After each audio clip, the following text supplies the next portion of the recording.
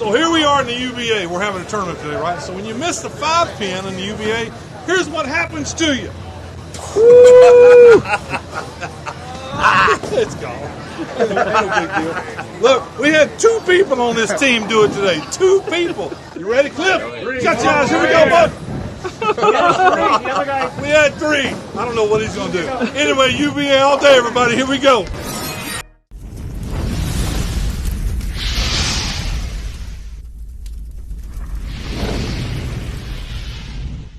So here we are in the UBA. We're having a tournament today, right? So when you miss the 5-pin in the UBA, here's what happens to you. It's gone. No big deal. Look, we had 2 people on this team do it today. 2 people. You ready, Cliff? Shut your eyes. Here we go, bud. We had 3. I don't know what he's going to do. Anyway, UBA all day, everybody. Here we go.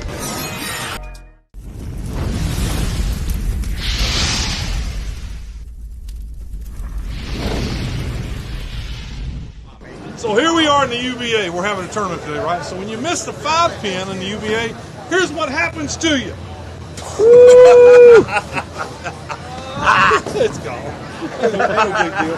Look, we had 2 people on this team do it today. 2 people. You ready, Cliff? Shut your eyes. Here we go, bud. We had 3. I don't know what he's going to do. Anyway, UBA all day, everybody. Here we go.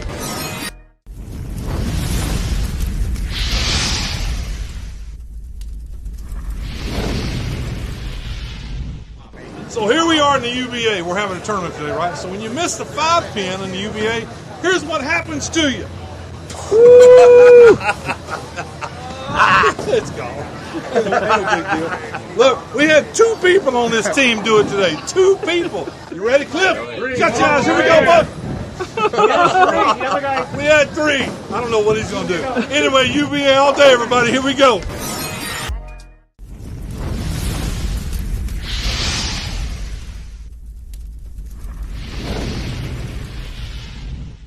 So here we are in the UBA. We're having a tournament today, right? So when you miss the 5-pin in the UBA, here's what happens to you.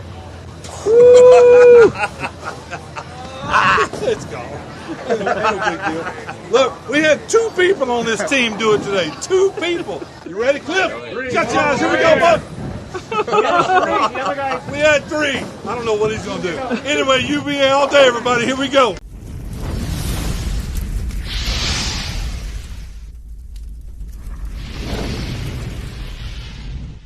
So here we are in the UBA. We're having a tournament today, right? So when you miss the 5-pin in the UBA, here's what happens to you.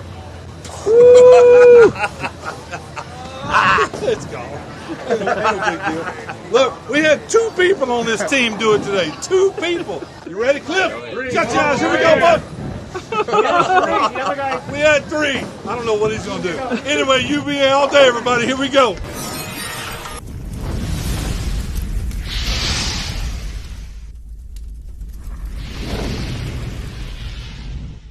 So here we are in the UBA. We're having a tournament today.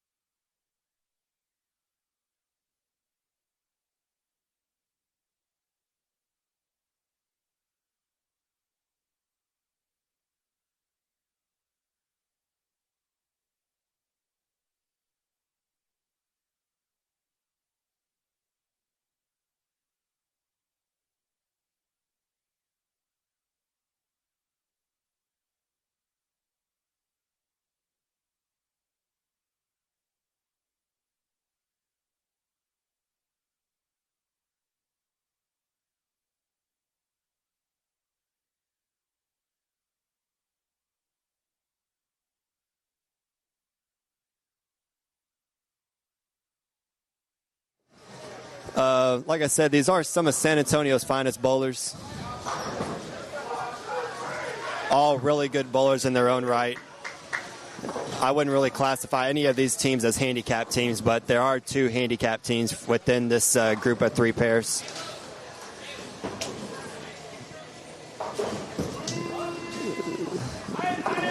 So a little bit of a slow start, but eventually we'll kind of get into it.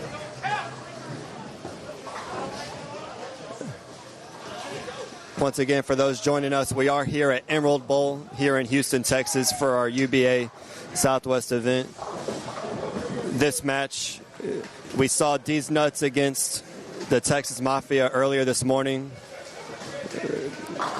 For this afternoon, we are seeing San Antonio teams, the River City Gunslingers against the Alamo Omens.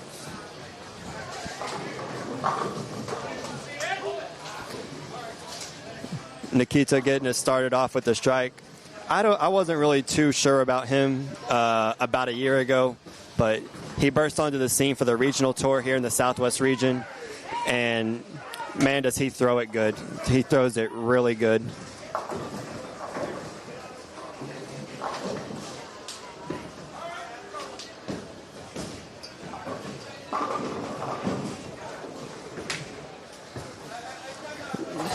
Now, if y'all thought I was biased earlier, I'm going to be really biased now because there is a Matthew S. up there.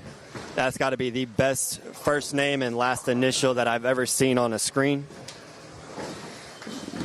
Those of you that don't know, my name is Matt Stevens. I will be your commentator, play-by-play announcer, whatever you want to call it, here for these next 3 games. If there's anybody that you would like for me to keep track of, or if there's anybody that you want me to kind of talk some smack about, just let me know. I can go talk to them, get in their head.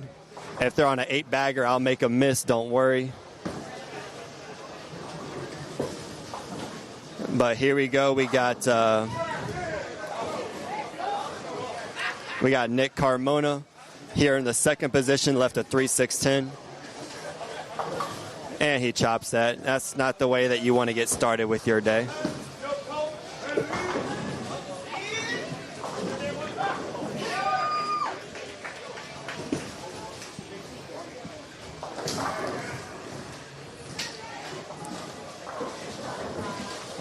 I don't know why Allen has Mr. Find Out on the back of his jersey. He really should have BKT because that's what I've always known him as. I've known him for a few years now from the regional tour. Kind of a nicer guy out there, pretty outgoing guy.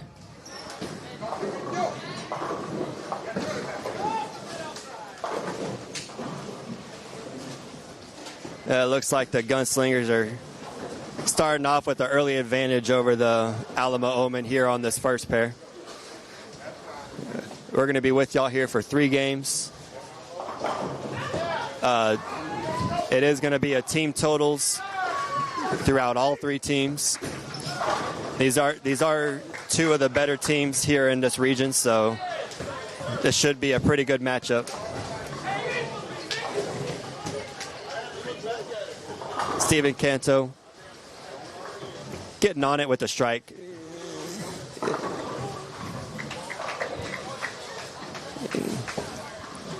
Caleb Coleman, I don't know how he's going to leave a 10 pin. He's got like 1,000 rev rate.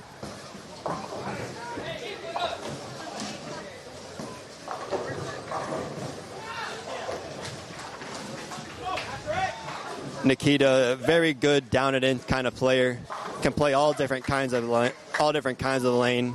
Has very good touch at the bottom of his swing. Kicks the 10 out. And the Alamo Omen are starting to get into a hole early. That pin bounced out the gutter.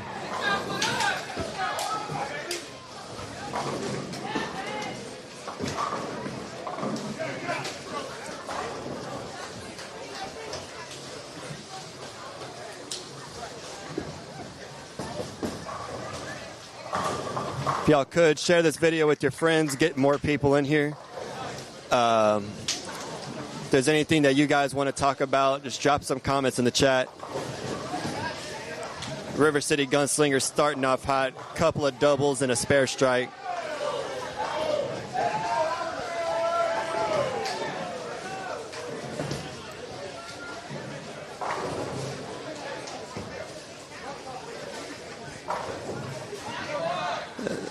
Alan Smith looks like he's throwing a Motive Primal Rage. Newer symmetrical pearl ball from Motive. Pretty popular ball right now. He starts off with his double. Like I said earlier, this building is very left side friendly, so I would expect pretty high scores from him.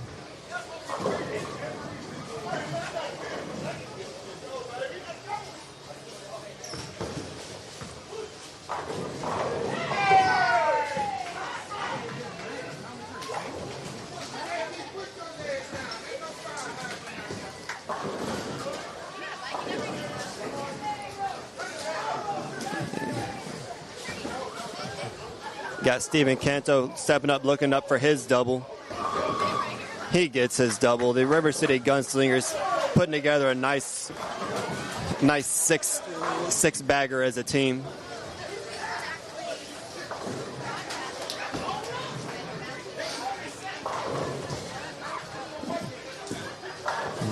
Kevin Kuhn, he started off with strike, spare strike. Looks like his team is down by just a few pins in the early going for their match.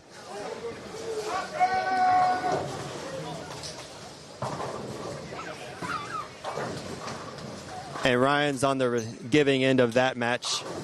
They got a couple three-baggers, a spare double. Ryan's got himself a three-bagger to start on that pair. Alamo Omen are kind of on a hot start for that one. We'll get to that match probably in our second or third game. Nick Carmona bouncing off of the early open, gets himself a double in the second and third, but still not enough. River City Gunslingers got a 7-bagger as a team.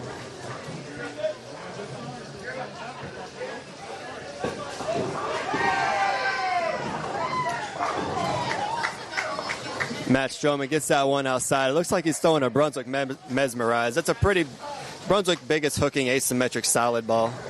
Definitely allowed that ball to get back.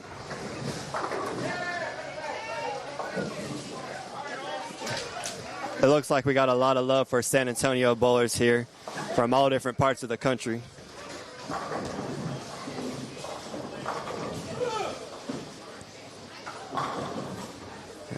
I know I said this building was left side friendly, but you can't really be throwing it that bad.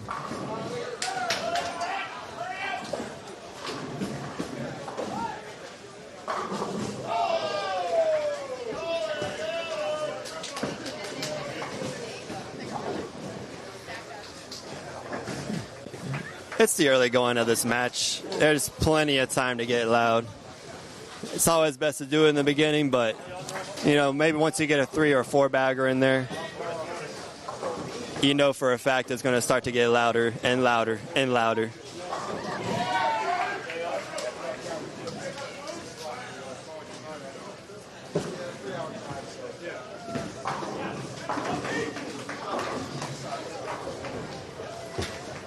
Caleb Coleman gets his first X up on the board here in the 4th frame.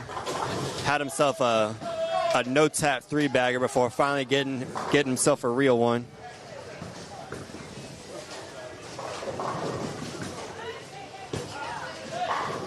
But Gunslingers keeping it going. That's a team 9-bagger. They are putting extreme pressure on early. It's hard to get loud whenever your team is putting up this many strikes in a row.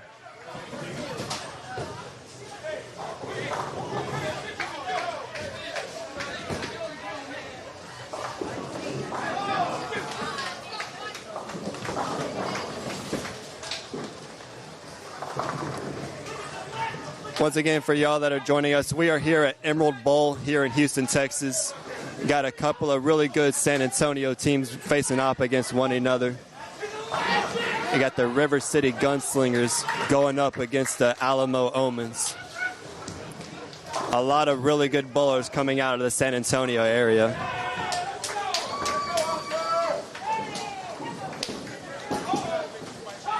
I can't quite tell what Caleb is throwing. I don't think it's a crusher, though, but it looks like a crusher.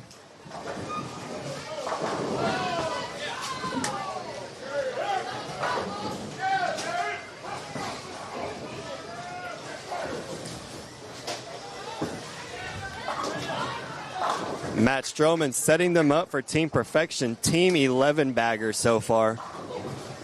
That is a whole lot of strikes. It is going to be very hard to get loud whenever your opponent just is throwing that many strikes at you.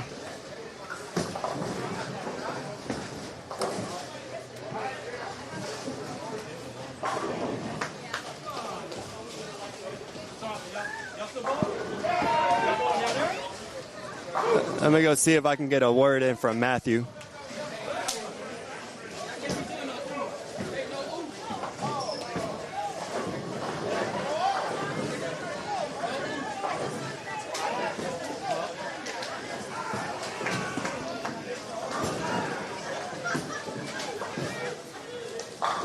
We'll see if the Gunslingers can put up a team 300. They got 11 in a row right now. Working up on shot 12. And that's a team 299 game.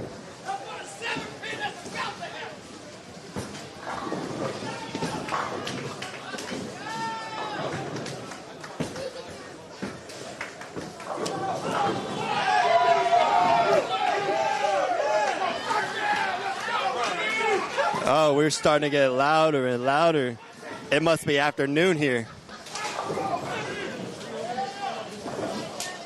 When you throw your first strike in the 5th frame, you can get loud.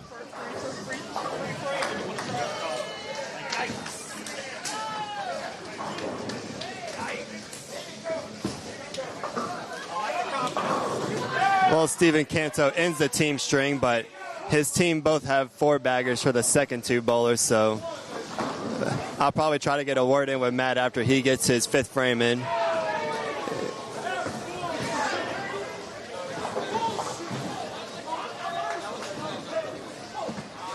Caleb Coleman gets himself a double up on the board.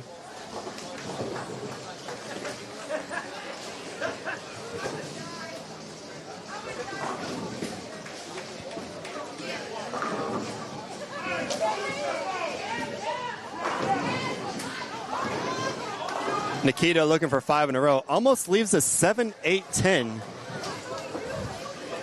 Sometimes when you have no hand in the ball, that's the kind of price that you're going to pay.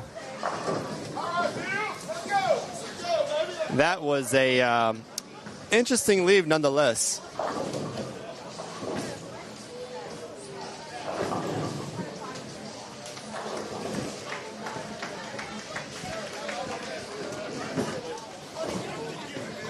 Leadoff bowler didn't set them up for success. Missed his first shot in the 5th. Then their second bowler missed the first shot in the 5th. Will Matt Stroman, will he break that string?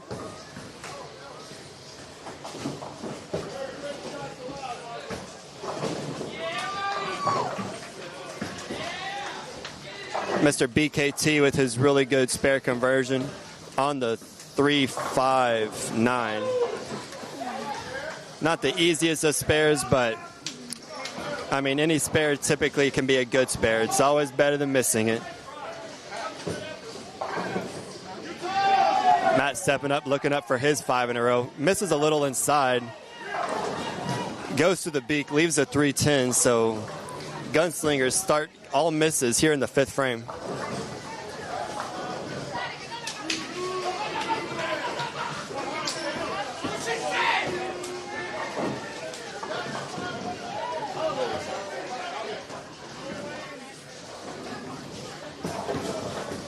Looking around, this seems to be the only pair that the Gunslingers are just truly putting it on them for.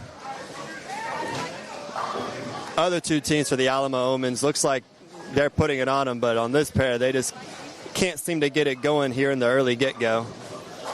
But that can always change. We're only halfway through the game. Anything can always happen. Steven Canto recovers nicely from his 5th frame with a strike. Hope to get the string started back up for his team.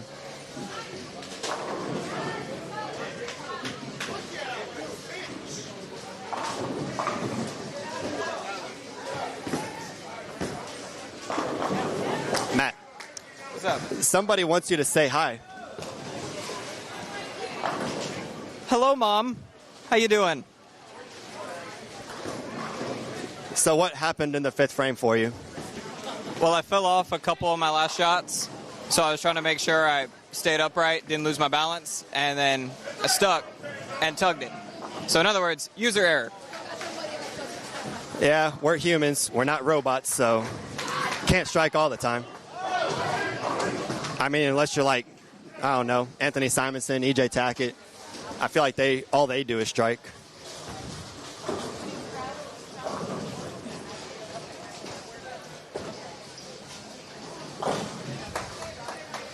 We'll see if Matt can recover nicely off of that errant shot in the 5th.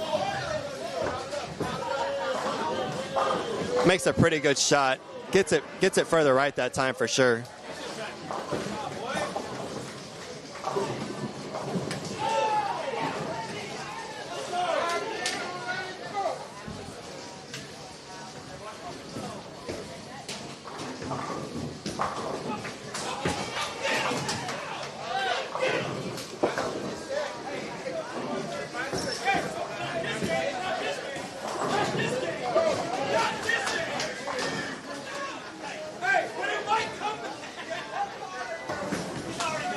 It's starting to get loud and loud out here.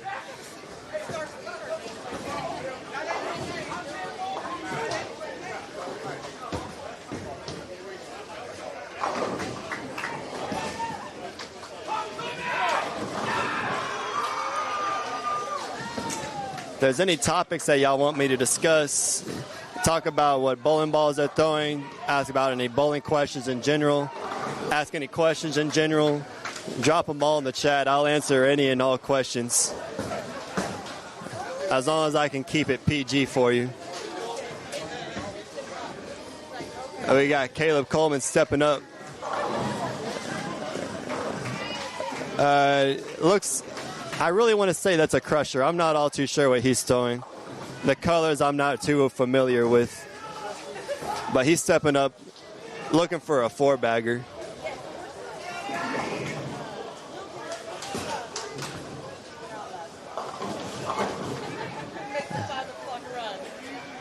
Almost leaves an 8-10, which I don't know how you can do that with 1,025 rev rate.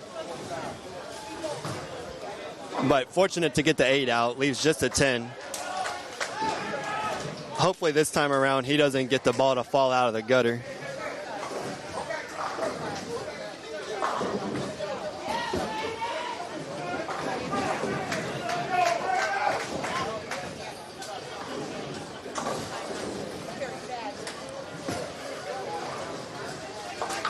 I don't know. I kind of like those Alamo Omens jerseys. I like that blue, pink, and black kind of color combination that they got going for them.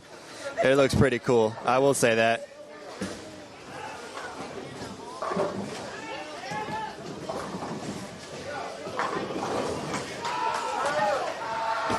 Nikita steps up. No, that is not Nikita from the Elton John song. That is just Nikita Kashalov. Starts off with a 4-bagger, 8-1. Follows it up with a double.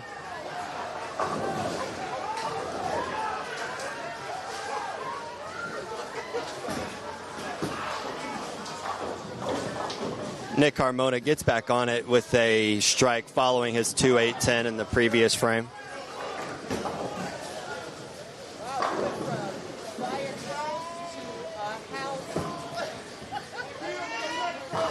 Once again, we do have 3 different matches going. We will be showing one match on camera each game.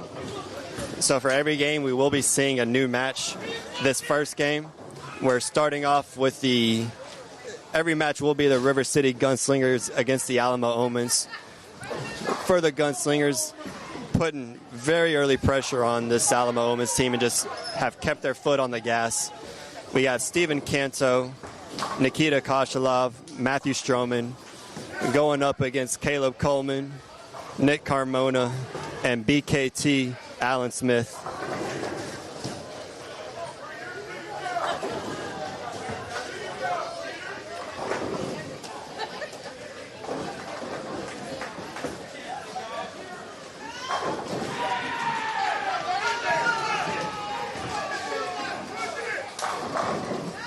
it looks like for our next two matches, it is going to be pretty loud over the course of the next two matches. Those are some pretty loud teams that we're going to be following. So y'all are going to see a lot of enthusiasm, a lot of emotion, a lot of high fives, a lot of yelling.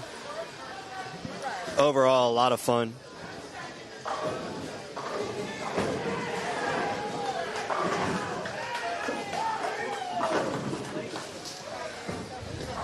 I think I know why he's leaving all these very interesting single pin combinations, that his ball has just so much shine to it that it's too flippy on the back part of the lane. They've had something with a little bit of surface on it, probably would be a little bit better.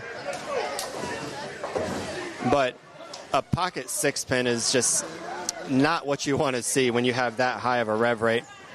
It's very disheartening.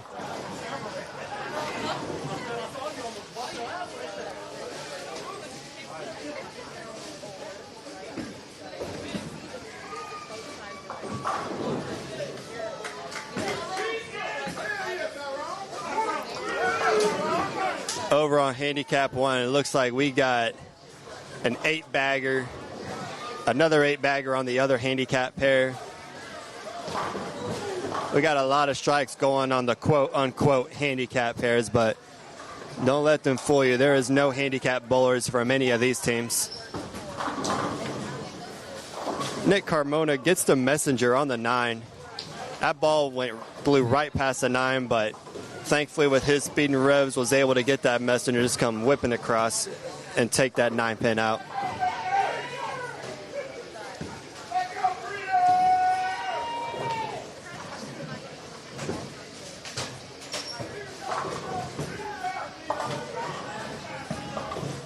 Gunslingers putting up a team 9-bagger, looking to set them up for the 10th frame.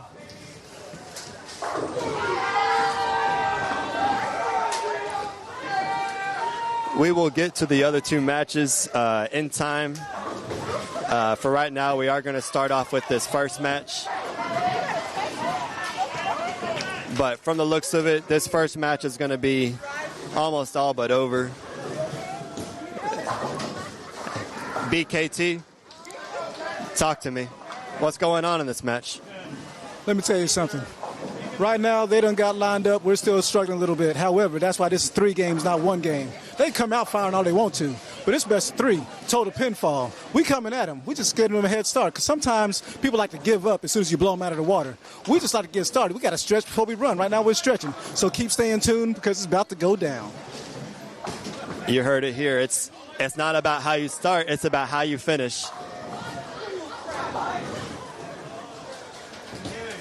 Although it looks like the Gunslingers will come away with the win in this first match, there's still another 2 matches to go. You never know what's going to happen.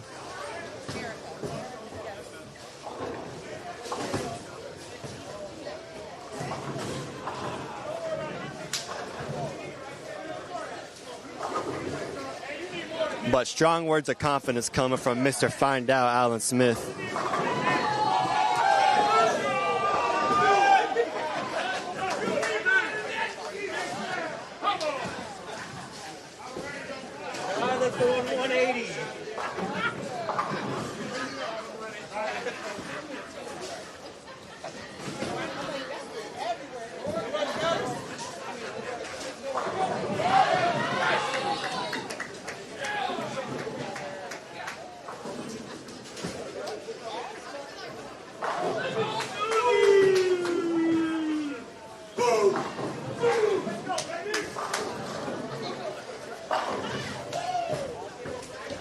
Nikita stepping up, looking for a 4-bagger.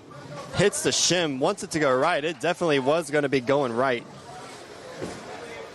Lucky to leave just a 2-pin. As we saw earlier this morning, there were a lot of 2-10s on this pair, or on this group of 3 pairs right here.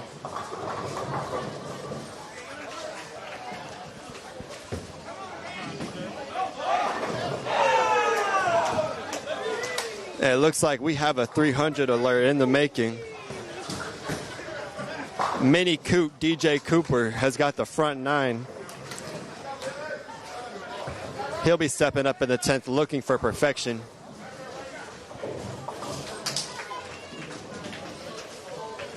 BKT Allen Smith looks like gets the 5'10 out. Looks like he's stolen the Black Venom from Motive.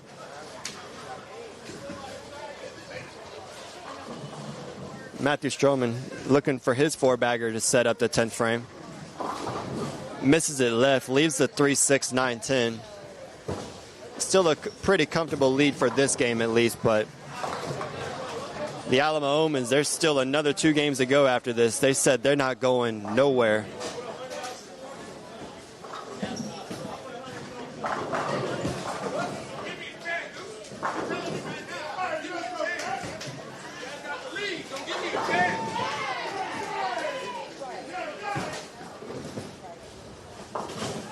Matthew Stroman getting the 3-9 off of the 3-6, 9-10. Couple of opens with a lot of strikes. Still has a chance for 228 going into the 10th.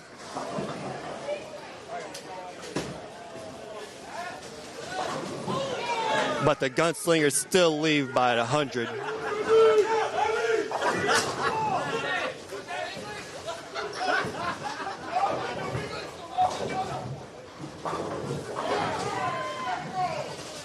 Caleb Coleman is, for his rev rate, I don't think I've ever seen anybody leave as many single pins as he does.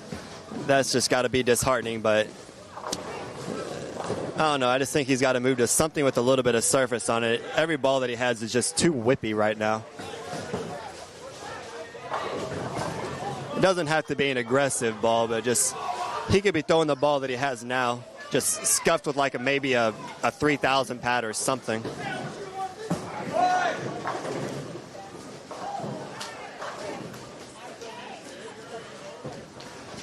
Looking at pairs around, it looks like the Gunslingers are going to win on our feature pair for this first game. For the other 2, it looks like the Gunslingers have a pretty commanding lead for one of our handicap pairs. And then on our third pair, it's still a pretty close matchup. Anybody can still win.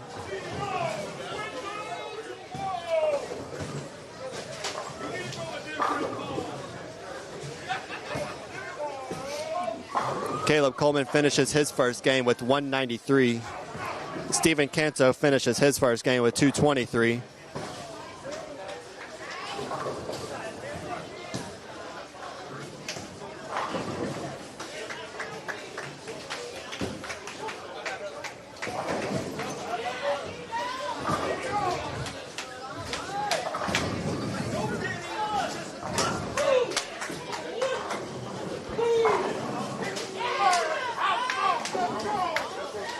All right, so I was wrong on Caleb's ball. That ball he was throwing the whole first game was the new Radical Snapshot, a brand new ball from Radical that should be released here in about another week and a half or 2 weeks.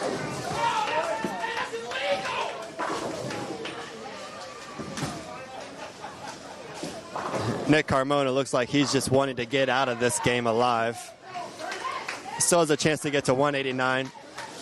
Finish off something strong here just to kind of help set him up for the next 2 games.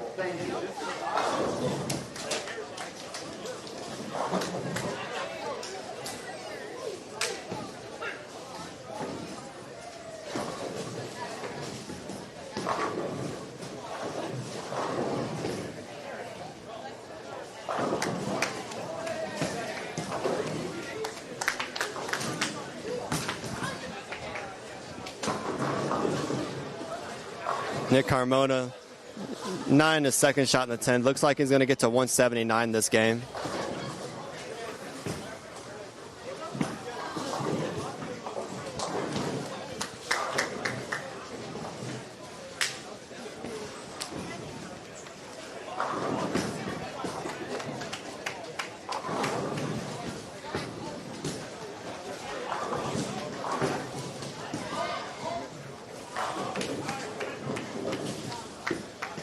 Nikita Koshelov stepping up for his fill ball in the 10th, gets 7, leaves a 3-6-10, ends up shooting 242 for his first game. Moving over a pair, we got DJ Cooper stepping up with the front 9. Gets the first one in the 10th.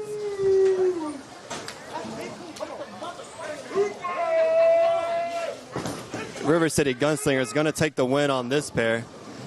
But DJ Cooper with the front 10.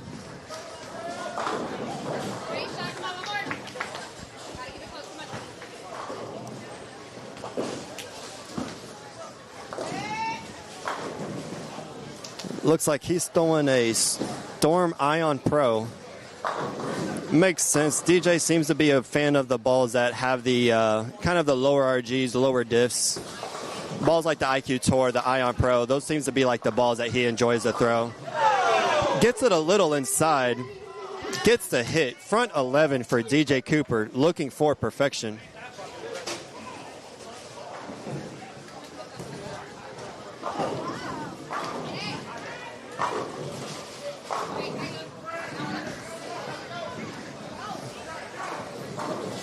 DJ Cooper with the front 11.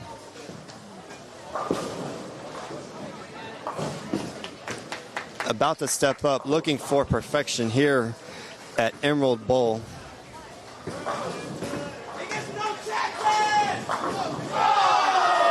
Wraps the 10, 299. Gets the no tap 300, but 299 in the books.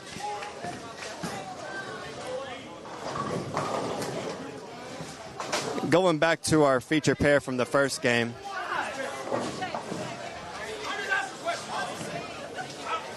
Looks like Matthew Stroman, he's going to finish up if he gets the spare with a 218.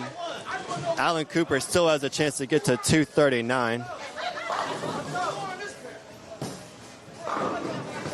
Alan Cooper gets the second hit in the 10th.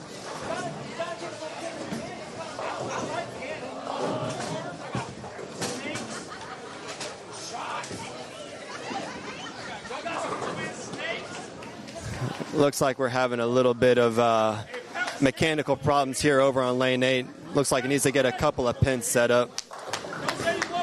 But Matthew will just get his spare, get to 218. Allen stepping up, looking for the fill ball. Can get to 239 still. Gets 7, gets to 236. I can guarantee he's not going to stick with that ball because that just looked absolutely awful.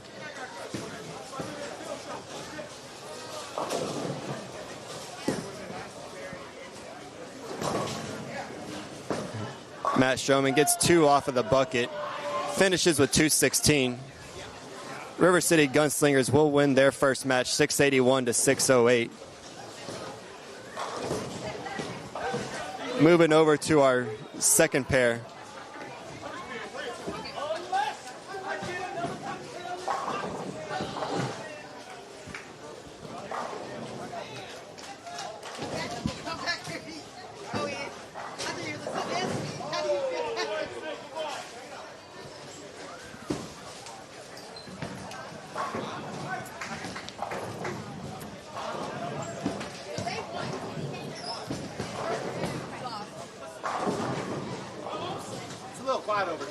All right, John.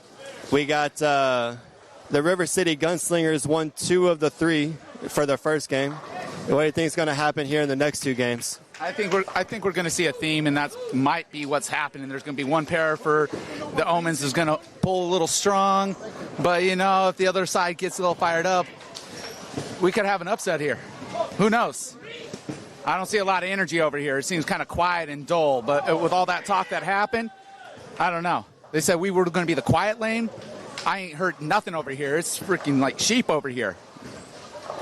You know what? I think Espy needs to change his shirt to Jiminy Cricket. You heard it here. A lot of smack talk coming from our TD for today. But over here on our second pair,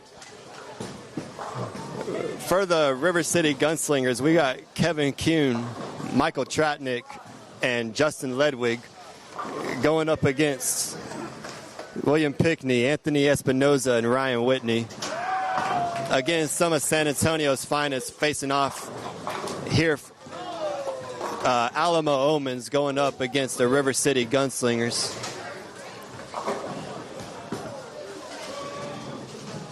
We are here at Emerald Bowl in Houston, Texas for our UBA Southwest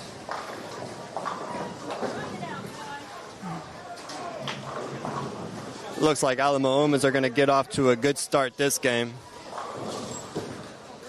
Strikes from their first two bowlers. We'll see if Ryan Whitney can step up, get himself a strike, and join the rest of his team. He gets a strike. Starts off with the team 3-bagger.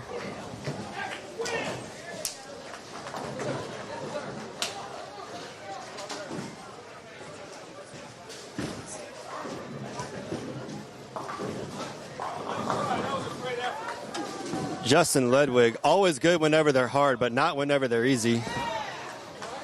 Leaves a 3-6-10 in his first shot.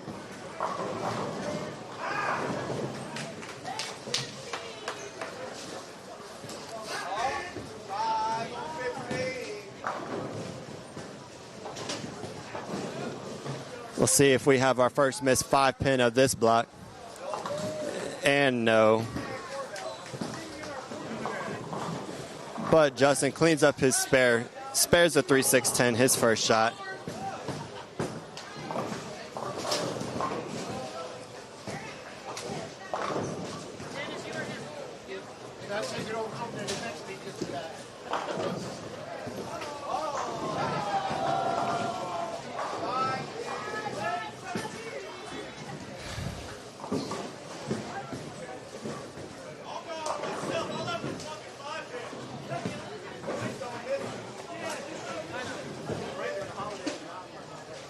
But stepping up, we got Pink. It looks like he's throwing a 900 Global Exponent.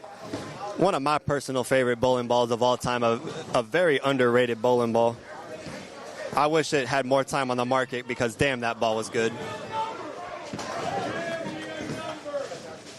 But he leaves the 2-4-7-8. If I say the leave as a righty, just know what I meant.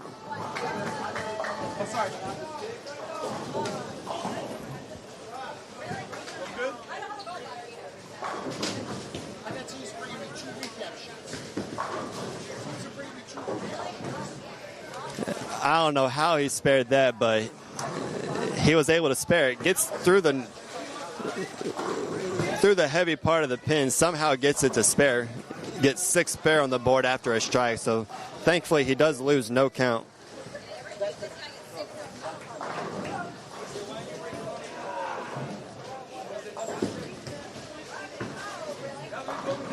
Justin Ledwig almost throws it in the channel. Lucky to leave it on the lane, but I'm sure at that point he rather would have gutted. Leaves a 2-4-8-10, his second shot. Anthony Espinoza starts his game off with a double. I guess all he wanted to do was to be on the live stream.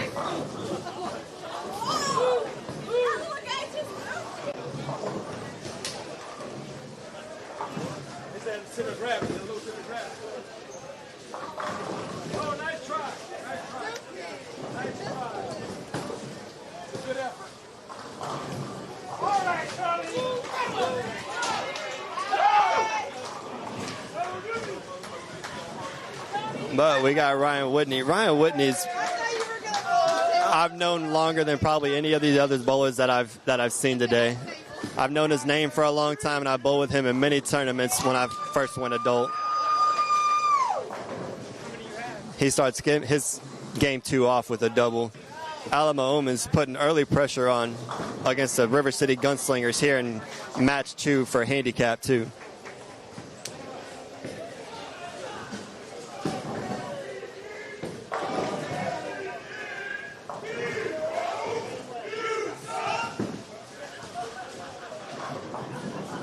That's right. When you throw it in the gutter here in this place, you suck.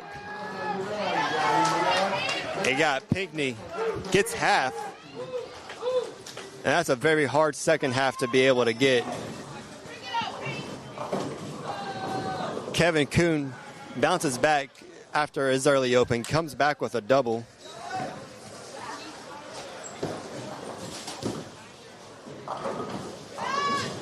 Gets 3 off of that.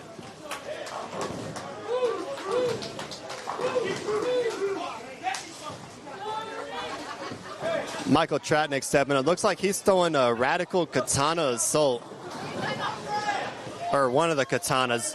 So many balls from Radical that have the name Katana on it. I'm pretty sure it's the Katana Assault.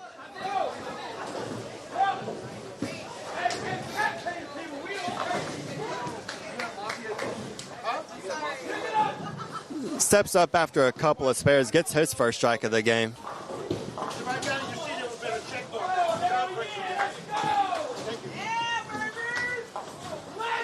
Anthony Espinoza stepping up. He's looking for his three-bagger to start the match.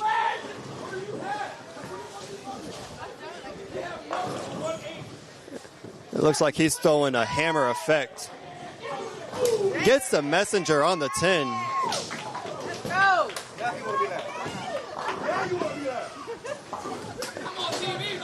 Alamo Omens starting off strong. He said all he does is strike on TV.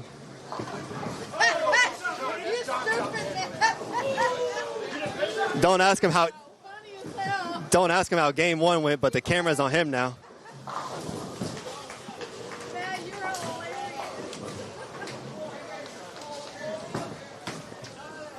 Ryan Whitney, it looks like he's throwing a hammer effect tour. Actually, he was throwing an effect tour for game one. He switched to a purple hammer for this game. Starts his game off with a three-bagger.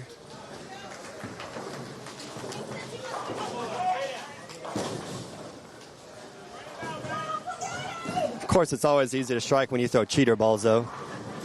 I'm just joking.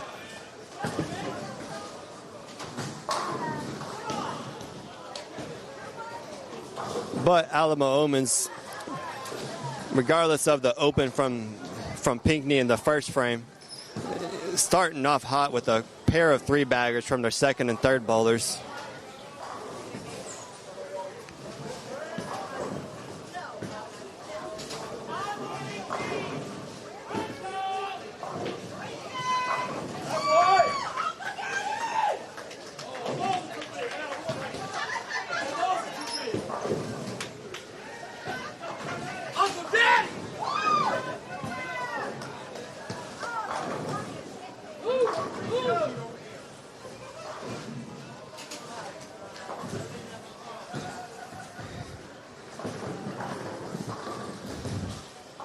TV SB looking for his four-bagger here to start off.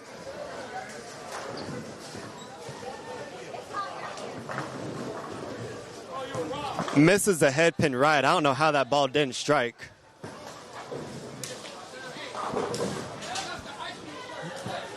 Leaves just a 1-2. Should be a pretty easy spare, though.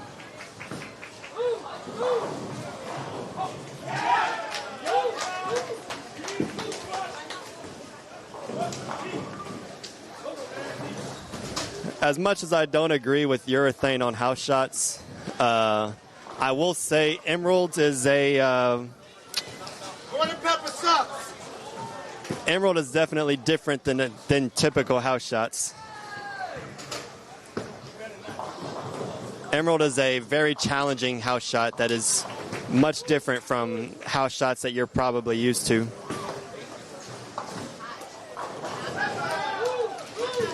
Throwing urethane on this house shot, especially for higher rev bowlers, slower speeds like Ryan, it definitely would make sense. You can just keep the ball so much in front of you, but when those fronts start to go away, then you're just kind of dead.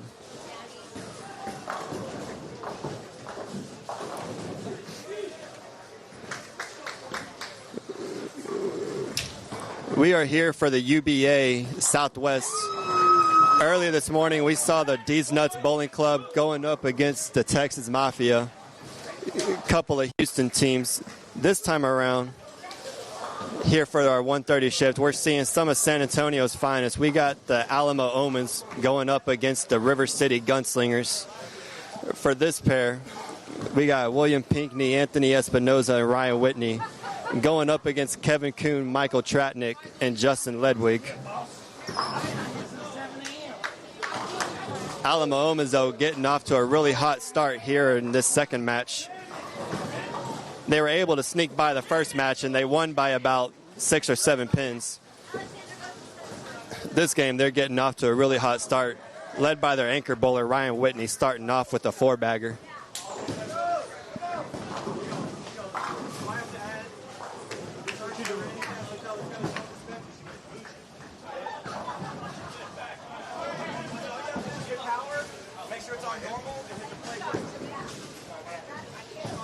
Oh, no, he didn't. Oh, no, that's that type of stuff you hate to see. But when you're everybody else in the building, oh, that's that kind of stuff that you love to see. Oh, my, that shot was awful. 150 coming right up. That wouldn't even be a strike in a one-pin no-tap event.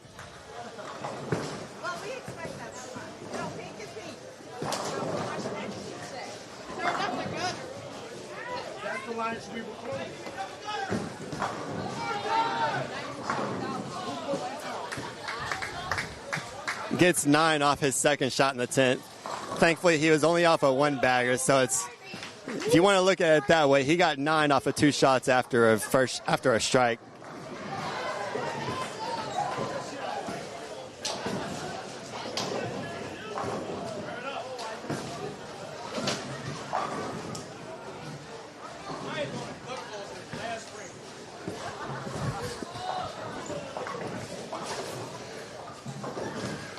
Anthony Espinoza stepping up, looking for his recovery shot after his last shot, missing the head pin. Steps up, gets the strike this time around, though.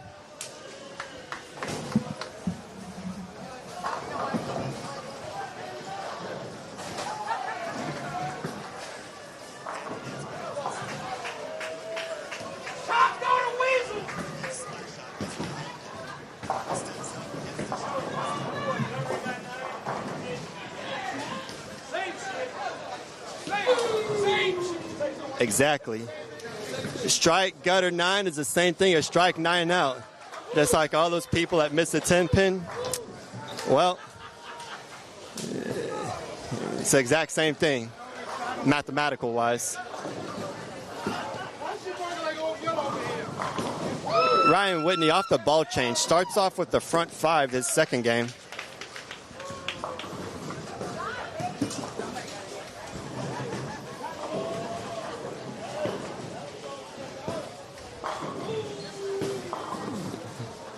Justin Ludwig recovers nicely, getting himself a double after a couple of splits. It looks like he ball changed to a black hammer. Saw what Ryan was doing, said, you know, I'm going to do that too.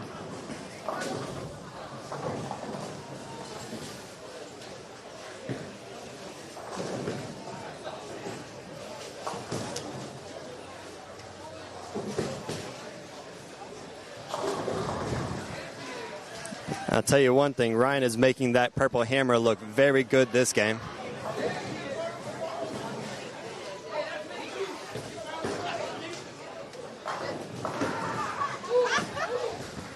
That for sure wasn't in the gutter, but he is missing every single shot left right now. I'm sure he would take that over a gutter, though.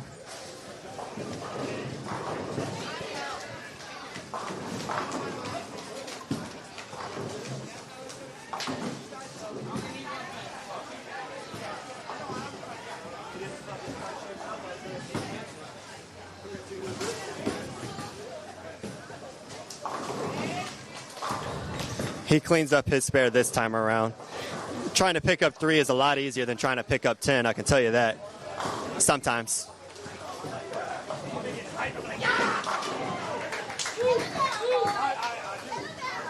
As we saw earlier this morning, though, there is a really bad hang spot, especially on the right side for those out there. Just another 210 left here at this building, just on these 3 pairs alone. Anthony Espinoza steps up after missing the head pin 3 frames ago, steps up with a big double. Sets up Ryan Whitney. He's going to be looking for his front 6.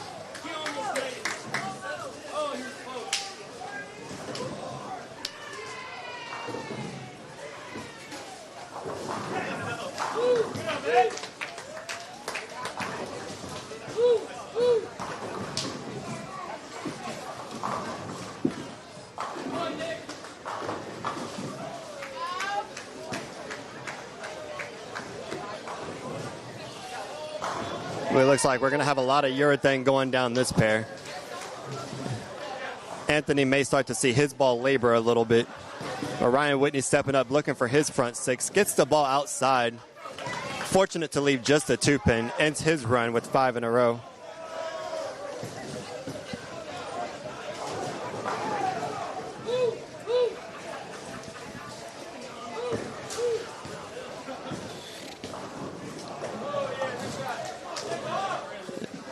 Justin Ledwig gets his 3-bagger after a couple of splits. Looks to bounce back this game, keep his team in it.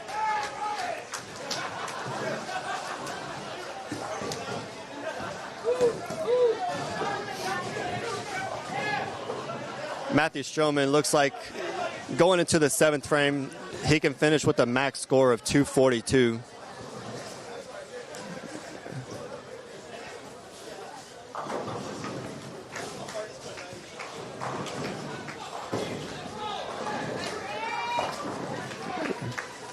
Well, that shot definitely wasn't missed left. He ends up leaving the 2, 4, 7, 8.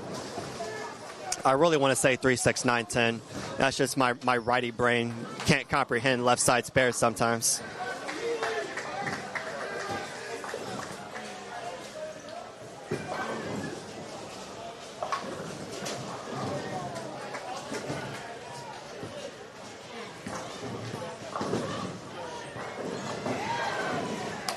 But spares it nicely. Second time this game, he's converted that spare. That is not a spare that I like to shoot at, that's for sure.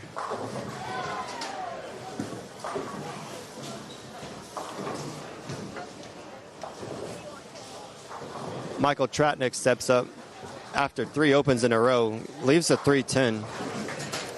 Just can't seem to figure it out right now. Anthony Espinoza, though, stepping up, looking for his 3-bagger, gets his 3-bagger. He said, when the camera is on me, it is my time to shine.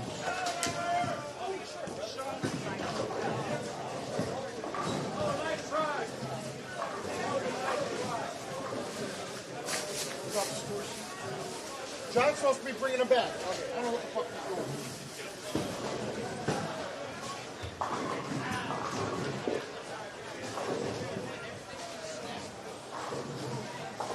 Justin Ledwig stepping up, looking for his 4-bagger. Made a really good ball change. We're going to see if that's kind of stays true for the rest of this match and for the rest of next match. Let me guess, he on the phone with her right now, so we just boogie later. Right? I told her, Sean, I said, call. Justin Ledwig mixes a little left. Leaves a 4-7. But when you're throwing urethane and you miss by that much left, I guess you can kind of be fortunate that you only leave the 4-7. Ryan Whitney gets the 10 out late, leaves only the 7. Also fortunate to leave just that, but after going 9 out the previous frame, you start to wonder, is it time to get out of that urethane ball?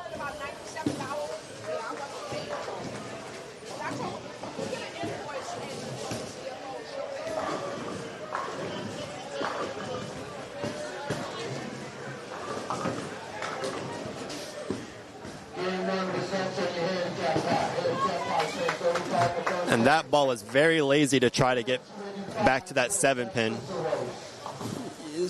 Makes you start to wonder, should I think about switching back to reactive?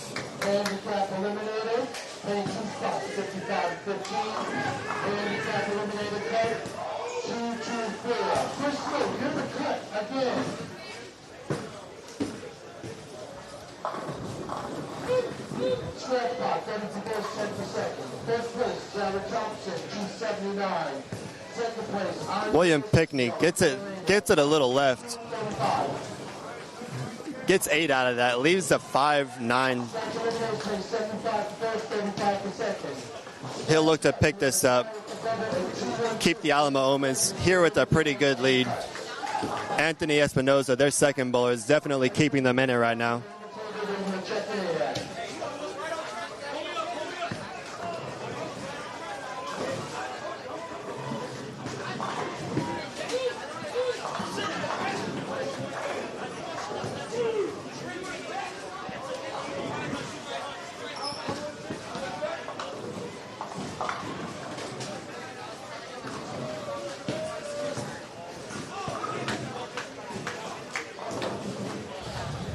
But looking at this match, their second bowler, Michael Tratnick for the River City Gunslingers, just really struggling this match.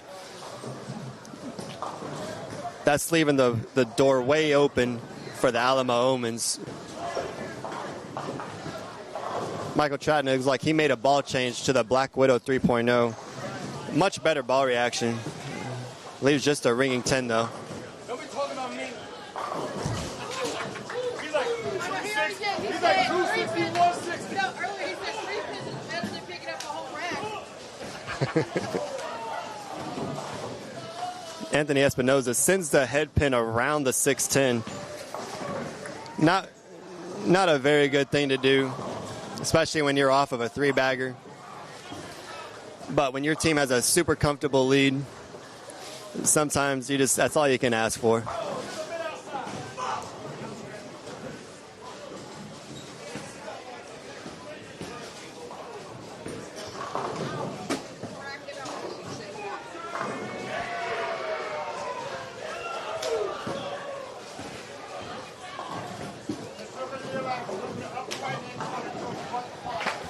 Ryan Whitney recovers nicely, kicks the 10 out late. After a couple of 9s, gets back on the strike train. Looks like he's stuck with the purple hammer. Hasn't made the ball change yet. Not sure if he will. Probably will on the fill ball, though.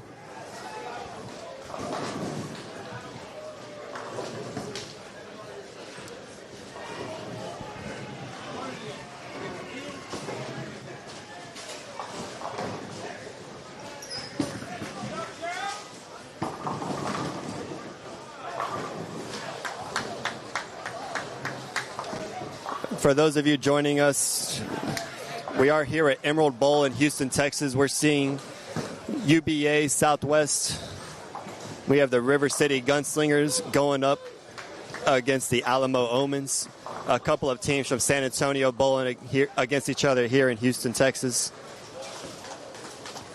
Although this is our handicap 1 pair or handicap 2 pair, most of these bowlers, for the most part, will be scratched. We have a very good selection of bowlers that came here from San Antonio today.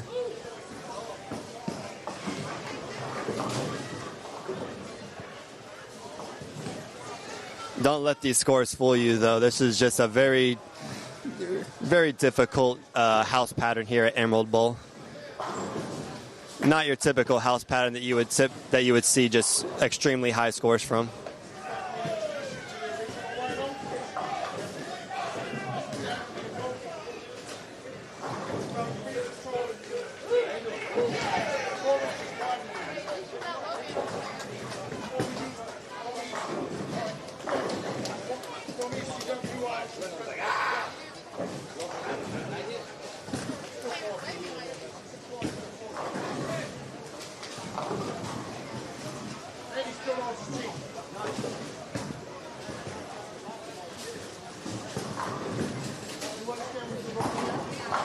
Anthony Espinoza looking for his setup frame. Hits a little flat, leaves just a 7-pin. Could have been a very easy 7-10. Gets a 10 out last though, but thankful to leave just a 7.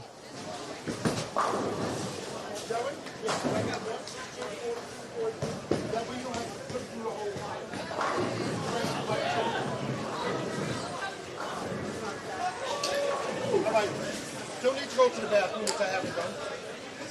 I've been trying for like 6 hours. It ain't working.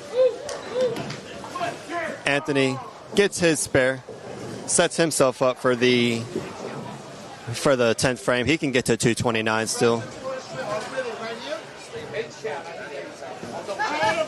They might have pulled it.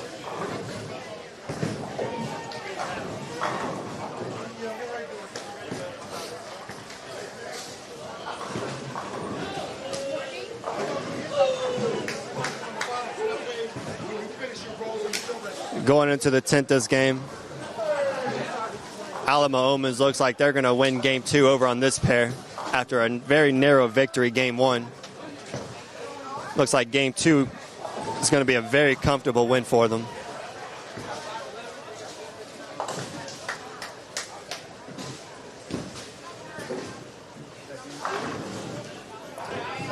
Ryan Whitney leaves a flat 10 after a couple of 9 counts and getting the 10 out late on the shot before and leaving a flat 10 this time around. I think it's just time to get out of that ball, but he may just stick with it up until the fill ball. Give another look at something else, maybe like his effector, something that isn't too overly aggressive, but just something that'll kind of react a little bit more in the back part of the lane.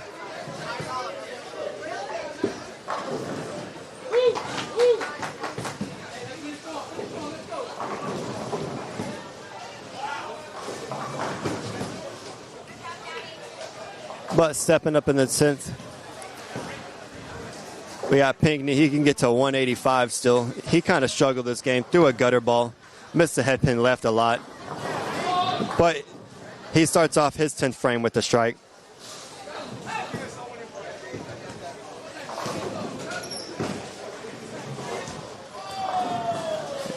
Kevin Kuhn can't get the ball to get up the hill. Leaves a 2-8-10, his first shot in the 10th. Nothing seems to be going the Gunslingers' way here in match number 2.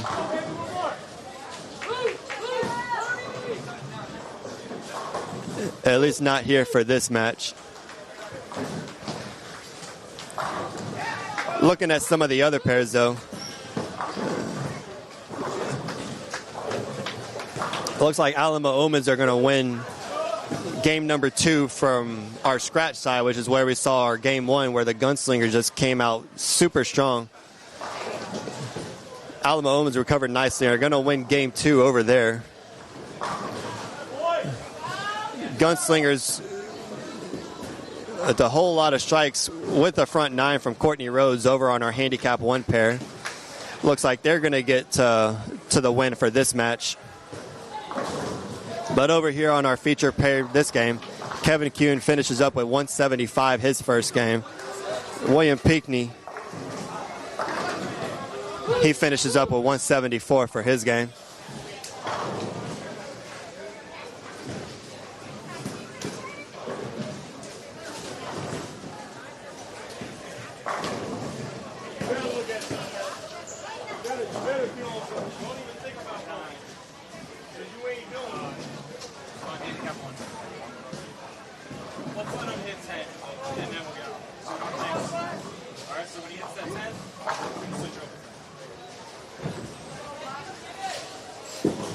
Michael Tratnick looking for something going into his third game. Starts off his 10th frame with his first hit. He can only get to 159, but at this point it's just a matter of getting himself set up for game 3. Gets a double in the 10th.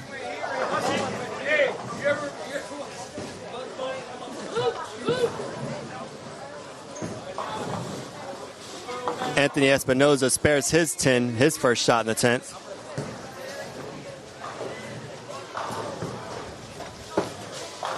Looking over 1 pair to our left, we just saw a 299 on that pair last game. Now Courtney Rhodes said it's his time. He wants to turn at a front 11.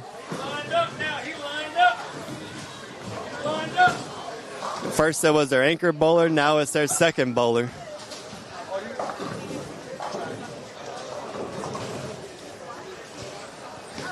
Courtney Rhodes with the front 10, looking for 11.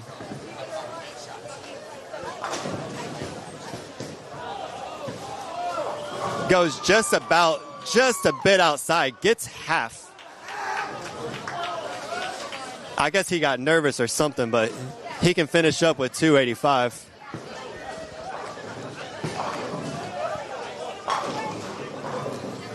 And that's what we like to call the black cloud right there. Buddy of mine, Patrick Martinez, was very good at that.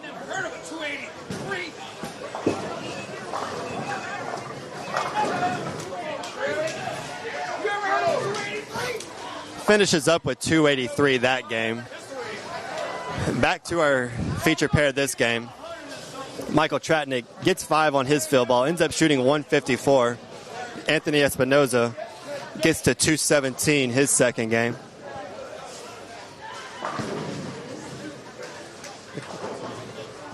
Let's see if Ryan Whitney can close it out and get to 230 this game. Gets the first hit in the 10th. He can still get to 237.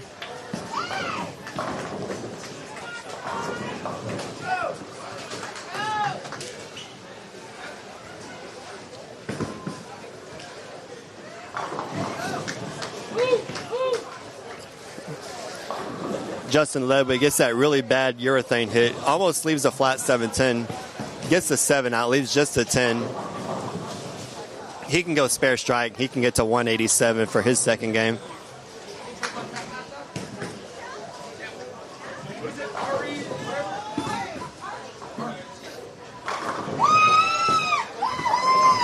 Ryan Whitney gets his double in the 10th. He's going to get to the 230s.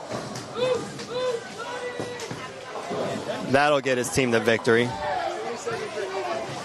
Alamo Omens, they started strong this game and they just kept on going.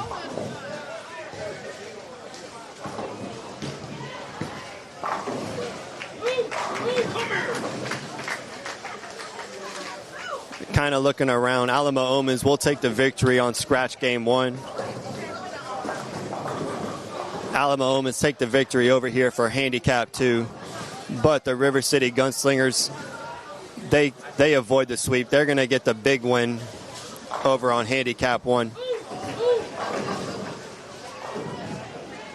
Led by a 283 from Courtney Rhodes and a 255 from Minnie Coop. Ryan Whitney finishes with 236.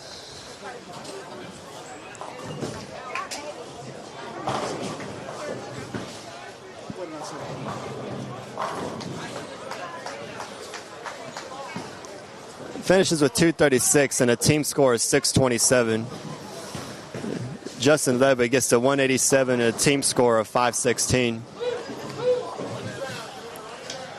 Now we're going to go ahead and move over to our handicap 1.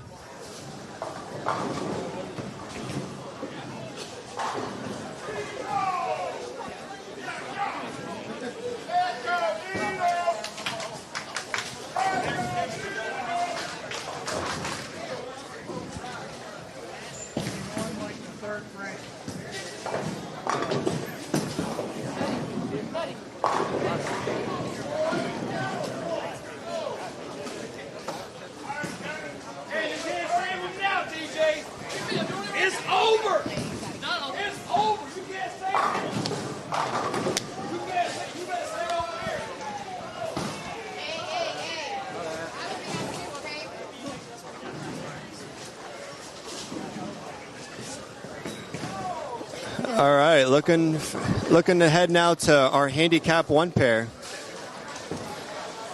For the River City Gunslingers, they've come out just very hot the first 2 games. Looking for a 3-game sweep for this pair. Starting off, we got the lefty Pat Roth.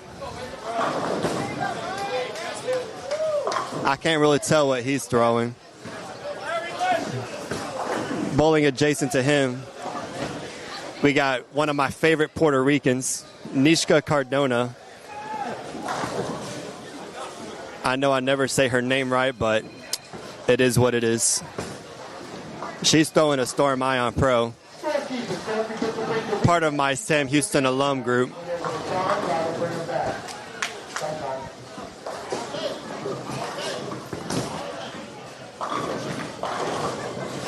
Pat, he gets 1 off of his 3-7.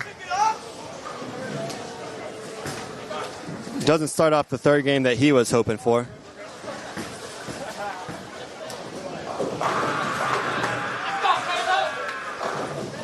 Nishka looking for her spare on the 10-pin. It looks like it wanted to go right past the 10-pin, but thankfully just gets it. Courtney Rhodes steps up after missing the head pin, his second shot in the 10th. Steps up, starts his 3rd game off with a strike. Looks like he's throwing the 900 Global Origin.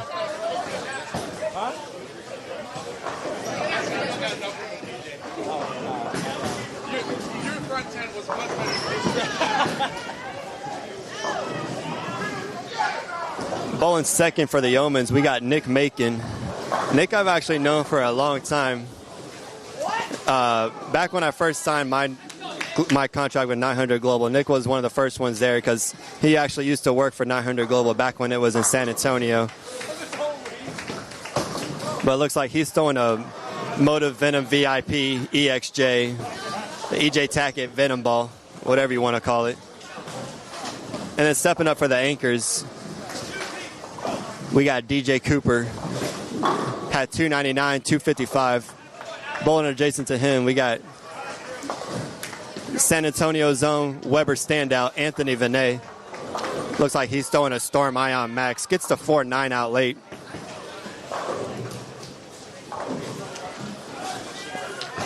I don't think he'd be needing to throw something that aggressive here in this building, especially in Game 3.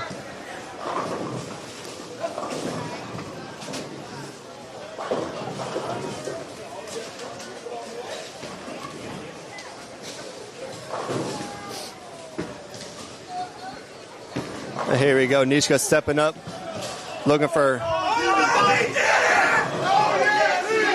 Steps up, gets her strike.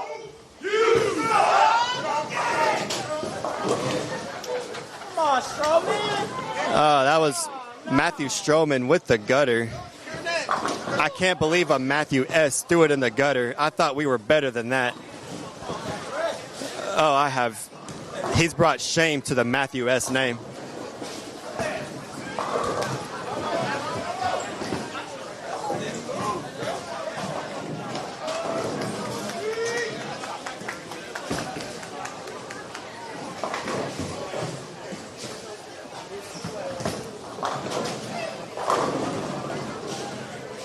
Stepping up, Courtney Rose looking for his double after a 283 game, his last game. Starts his Game 3 off with the double.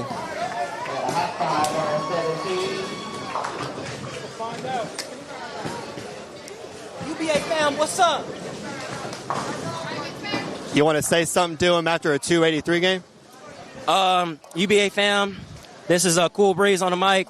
I just want to let y'all know I'm butt. I am not good. I got too nervous. Couldn't finish, but it's all good. Hopefully we go front 12 this game. You feel me? You heard it here. He does not want to get 5 after the front 10 this time around. Sure don't want to get 5, chat. First things first, you got to get to the front 10 first.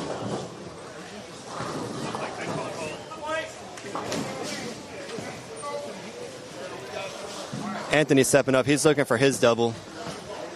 Sliding into what looks to be about 38. Leaves just a 10 pin. May need a ball change or something a little bit shinier. The fronts go away so early in this building.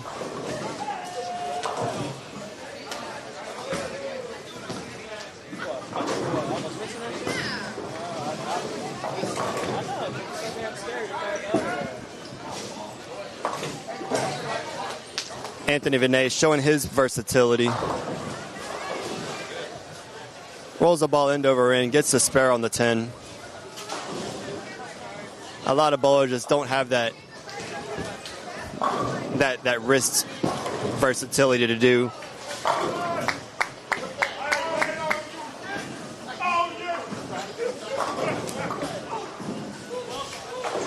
We'll see if this game the River City Gunslingers can complete the sweep of the Alamo Omens here on this pair.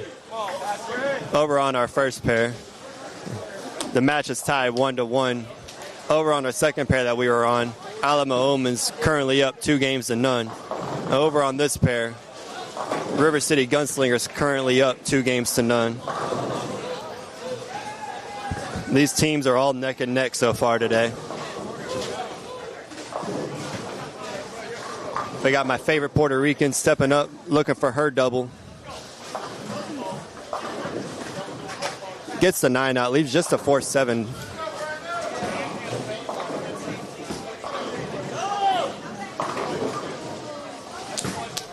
Can't get to the front 10 this time around. Throws a good shot. Unfortunately, leaves a stone 9 in there.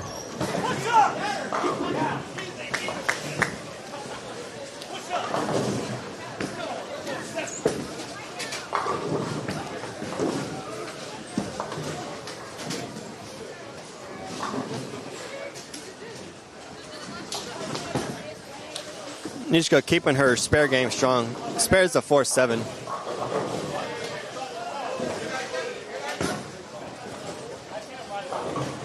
Looks like a pretty close match to start off.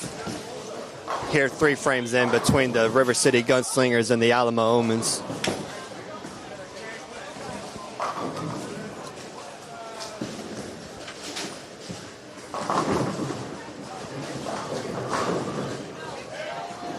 Once again, bowlers and non-bowlers alike here in the chat. We are here at Emerald Bowl in Houston, Texas for our UBA Southwest San Antonio showdown between the River City Gunslingers and the Alamo Omens. Some of the finest bowlers from San Antonio drove out here to Houston to compete in today's event. Although we have scratch handicap 1 and handicap 2 teams, most of these bowlers will be scratch. DJ Cooper starting his third game off strong, going strike, spare, strike. Started off 299, 255. Started this game off with strike, spare, strike. Looking for a really big set this time around.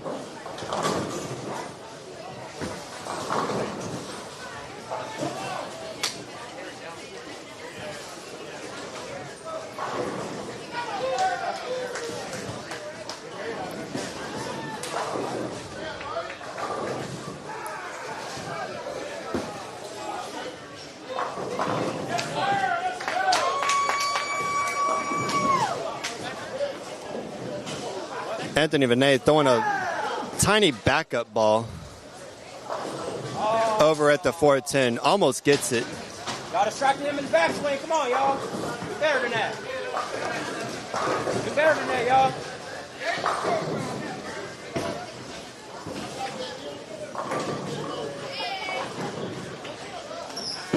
Come on, Nicholas. You got this, brother. Routine 8 trick spare. Nishka looking for back-to-back strikes on this lane only. Oh! Gets the ball to go right past the 9. Almost leaves a 7-9. Leaves just a 9-pin.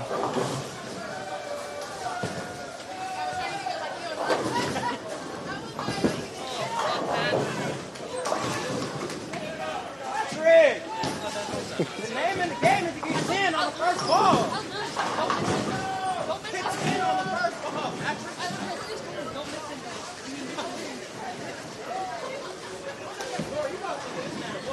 Pat gets 8 off of his double.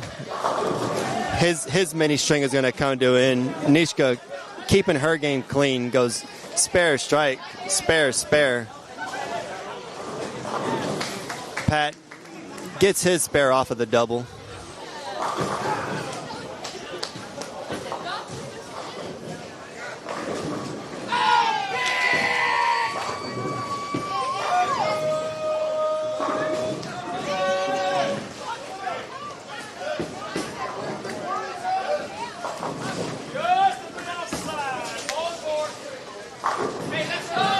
Nick Macon steps up. He gets his double. This is our last game of the day here in Houston. Alamo Omens looking to finish strong on the day.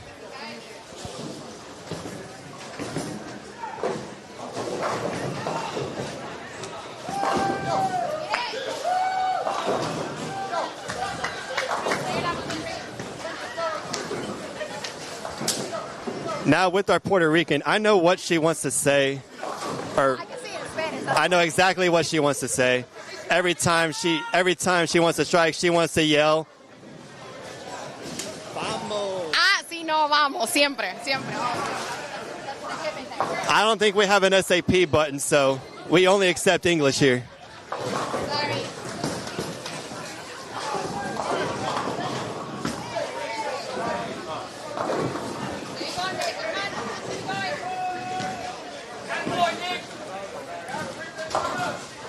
Early struggles from the Omens here in this final game.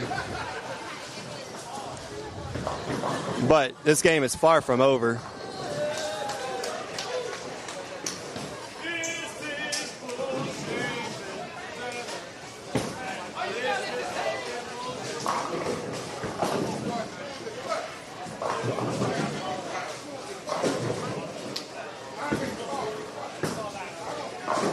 Come on, ball. Patrick, now pay attention, man. Get 10 on the first damn ball. Pat's teammates are ruthless against him this game. He said he's being way too heavy to lift up. He started off his first couple of games with 170, 190. I know you're paying him. Patrick. gets 6, leaves a 2-4-7-8. That seems to be a popular lead for the lefties here today.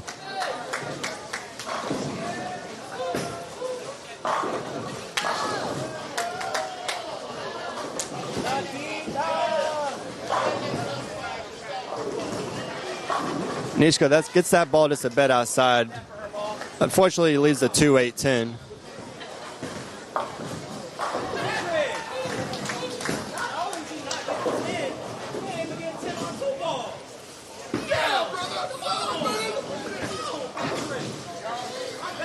Oh, man. Pat Ross' teammates are ruthless against him.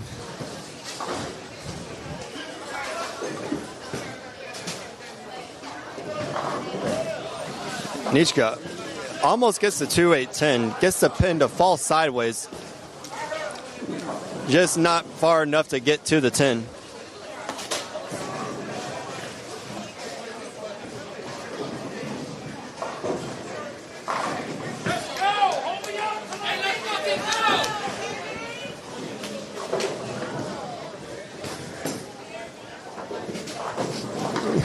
Got Nick Macon stepping up for his 3-bagger. Trips to 4. Has 3 in a row.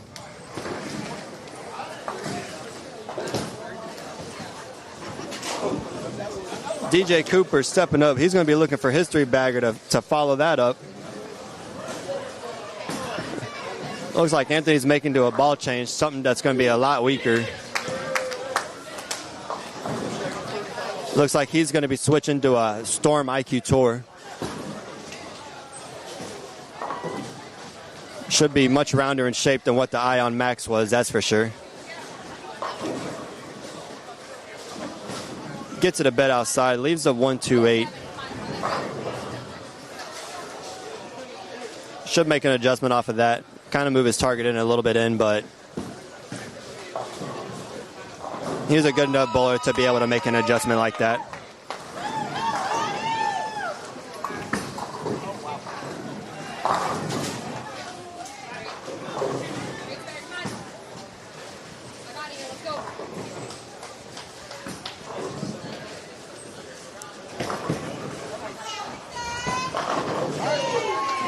DJ Cooper with the emphatic strike in the 5th frame.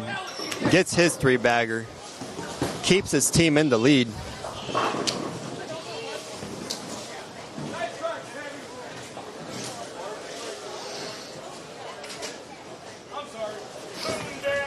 Pat Roth looking for a recovery off of the open in the 5th.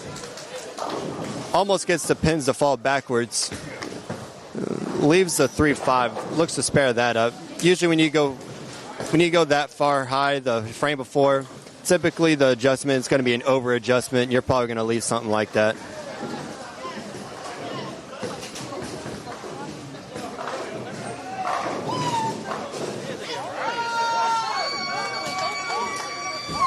Nishka looking for her strike here on the left lane. Gets the ball to wheel, gets the strike. That was an absolutely gorgeous strike from her. Pat gets his spare, keeps his team alive. All things considered, we got a very good matchup here in Game 3 between the Gunslingers and the Omens.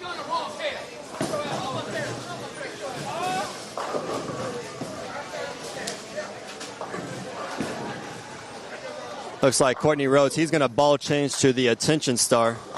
Gets the 10 out. After 3 spares in a row, probably was time to make a ball change.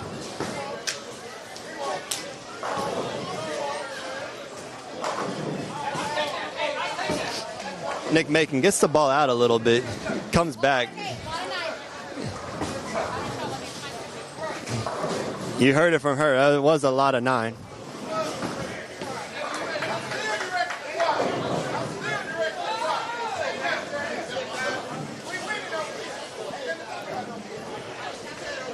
A very good matchup starting to build up here halfway through.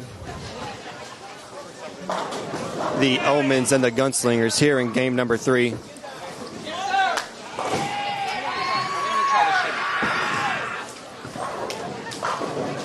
DJ Cooper keeping it going. gets his 4 in a row. Still has a 280 possible out there. Still, I believe, about an 830 out there if he gets if he finishes up.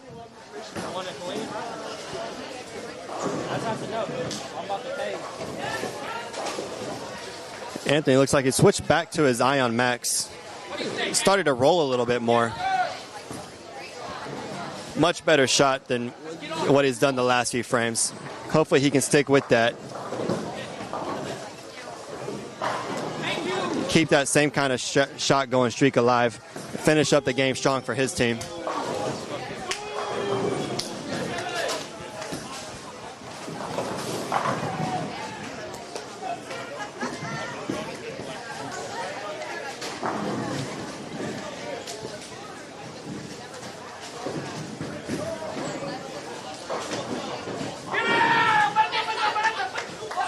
Oh, Nishka, she wants to start yelling in Spanish. I know she does. Gets the double. Gets the 7 out late. I know exactly what she was yelling, but she won't tell me.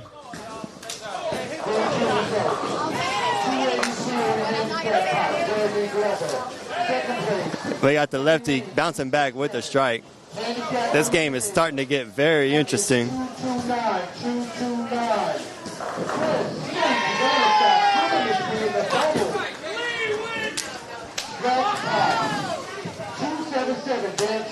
Nick Macon stepping up.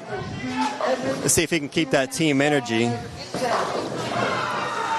Leaves a 2-4-8-10. Courtney Rhodes comes back with the double.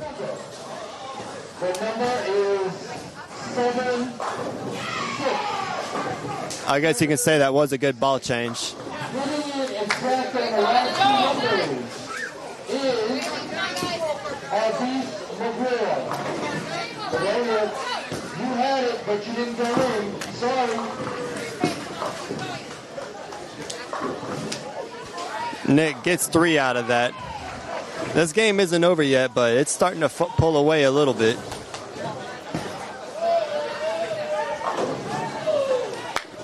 DJ Cooper playing the shim all kinds of ways. Gets the 5-7 out late.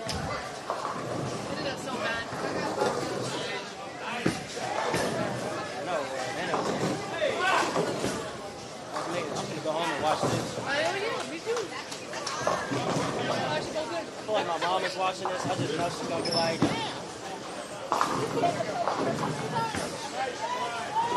Mom, I'm sorry, man. River City Gunslingers looking to just hit the nail in the coffin here in this final match.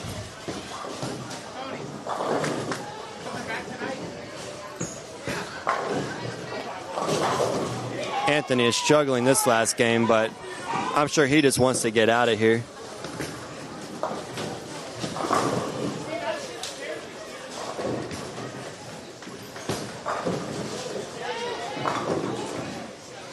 Here we got Nishka stepping up. She's going to be looking for her 3-bagger.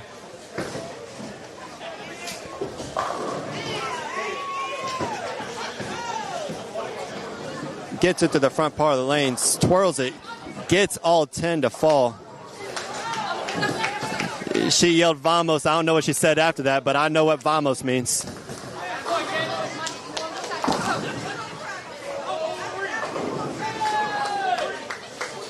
If I know one thing from college, it's not to mess with a fiery Latina.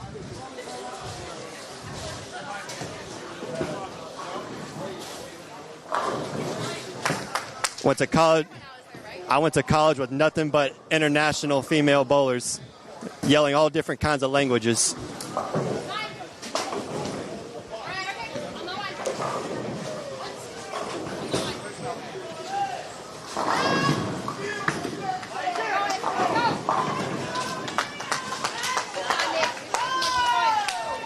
Courtney ends his run after a double, leaves the 10-pin over in this shot.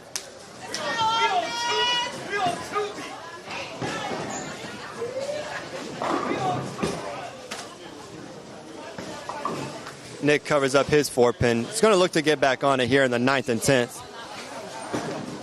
This game is not over yet, though. Anything can happen. I've seen it here. I've been a part of it on both the giving and the receiving end of that statement.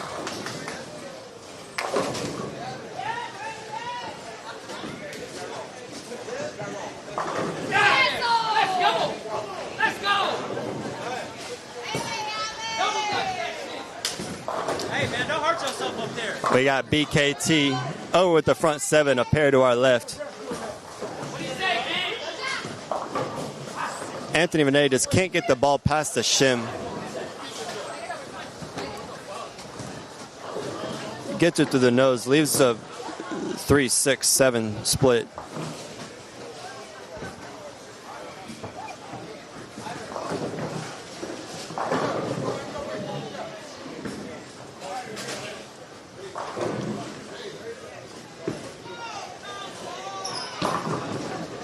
DJ Cooper going to look to keep his string going. Gets it right outside the shim, gets it to come back, gets the 10 out late.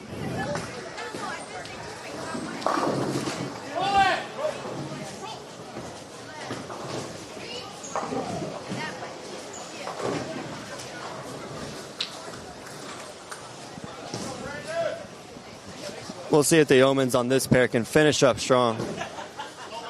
Anything can happen. A lot of open possibilities are still out there.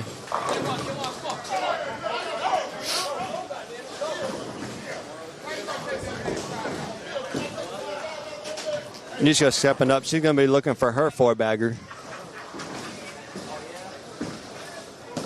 Gets the ball outside a bit. Gets to come back. Comes back. Gets the 7 out late. I wish I had Google Translate because I want to know what she's saying.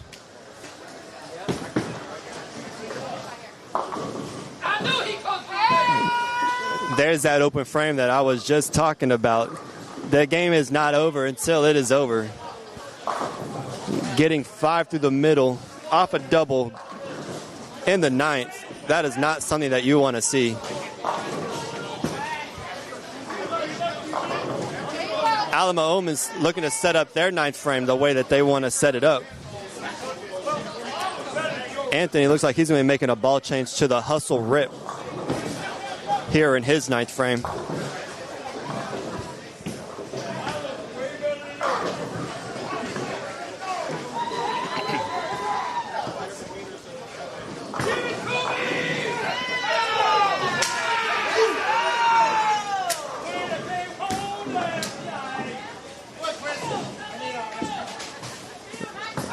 Ball change is something weaker.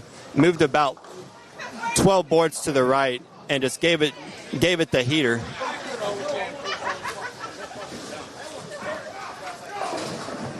Sometimes the best way to think about it is just not think at all and just throw the ball hard and straight.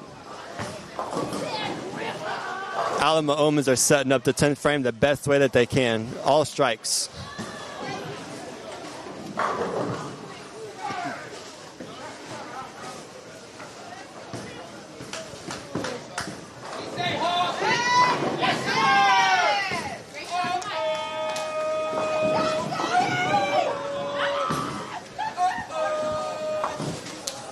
DJ Cooper going to be looking to keep it going here in frame number 9.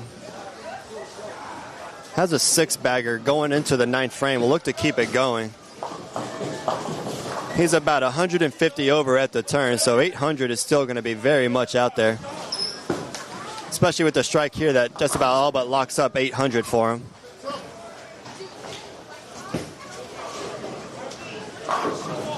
Hits the shim, but his power, he can get the 10 out so easily with his powerful strike shot.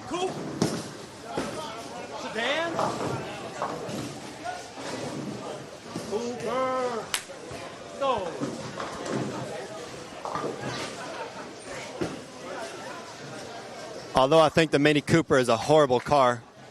Mini Coupe over here ain't a bad bowler today.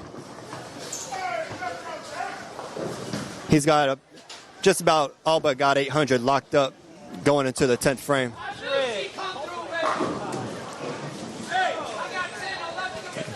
Now this game is all but over. Nishka can step up, get herself a double, get her team back into it.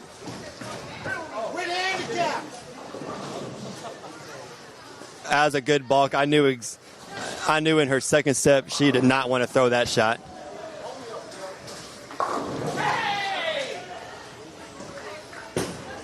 She's got a 4-bagger going into the 10th. I know she wants to get all 3 of them, set her team up.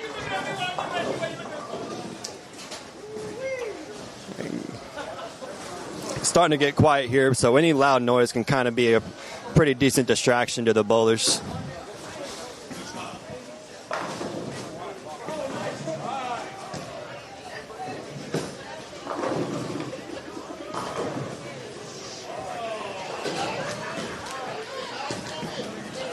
Gets the ball left a little bit.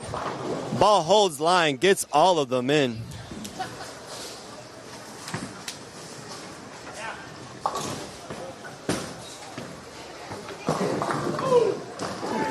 Gabby, you are correct. Every tournament I've bowled with DJ Cooper, I feel like he shoots 800 every time I see him.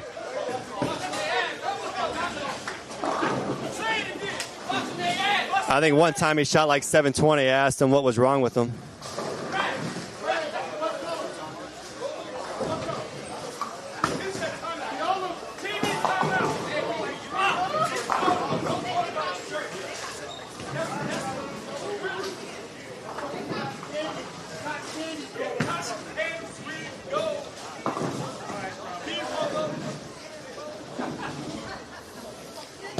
Nishka looking for her double in the 10th. Looks good, gets the 10 out. Sets her team up exactly the way that she needed to.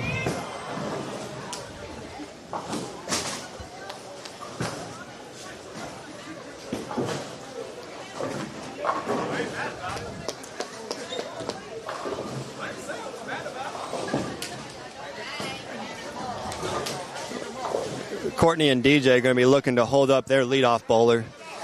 Really struggled today, but we'll see if they can pull through in the end. But right now, it looks like Nishka's going to finish up here with the back 7. Get to 235 here in this last game. Pat Roth, he finished with 161 after a couple of splits in the 9th and 10th. Nishka, 7 on the fill. She gets to 232, her 3rd and final game.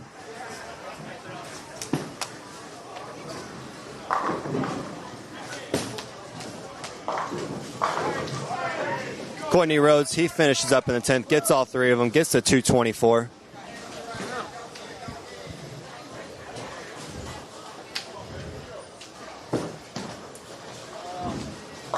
Nick Macon, he's going to need all 3 of them in the 10th just to help get his team set up for a final showdown here of the anchor bowlers here in the 10th.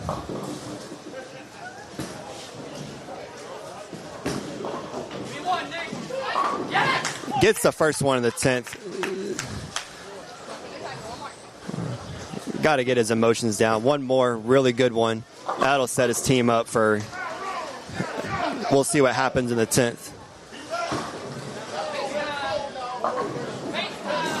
DJ Cooper gets it a little bit inside of that shim.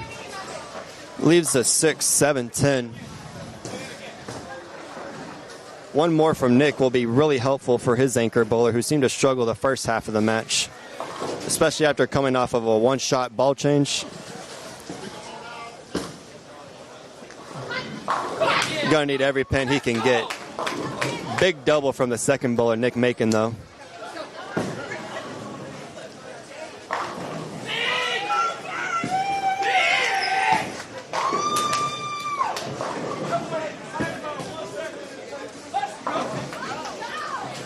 DJ almost gets the pin to bounce out of the back.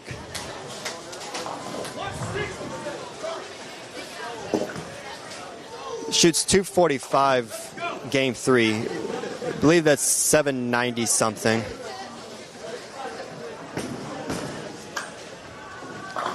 Still some really excellent bowling from DJ. Didn't get to 800 today.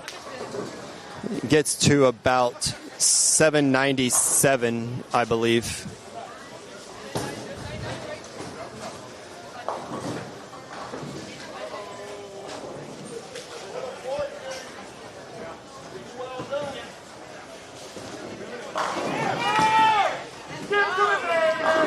Nick Macon, he finishes with 221.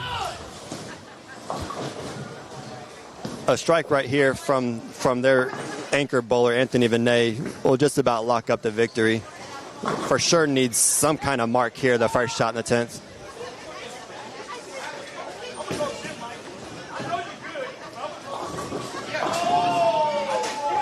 That is not the way you want to go, though. Needs a spare here.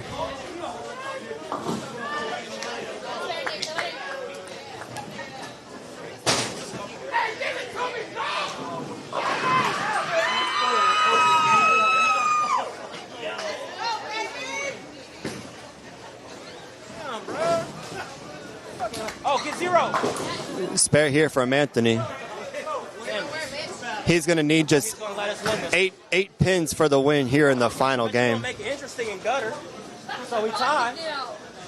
I bet you won't. There's already been one person on this team that's guttered twice today. And don't want to let it be somebody else.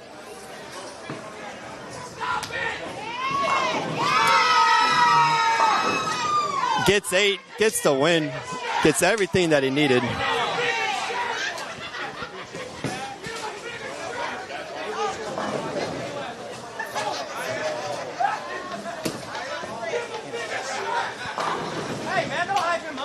DJ Cooper finishes with 245, team 630. Anthony Vinay, he's going to finish with 159. Moving over to our handicap 2 pair. We got Anthony Espinoza, finishes off with a 10-bagger, gets to 278. Alamo Omens are going to get the sweep over on that pair.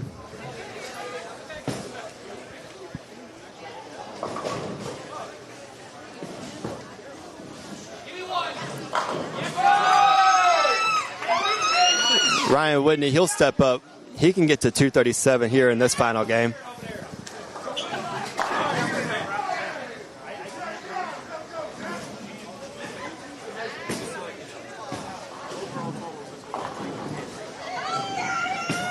I knew I needed all of them out. Never mind, we lost.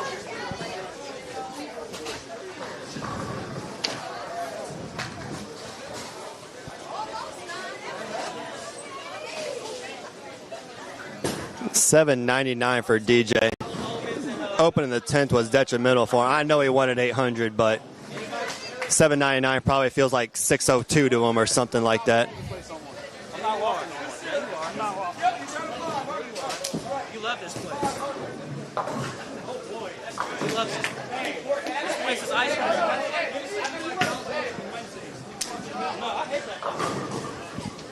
Ryan Whitney stepping up. He's going to be looking to spare his 10-pin.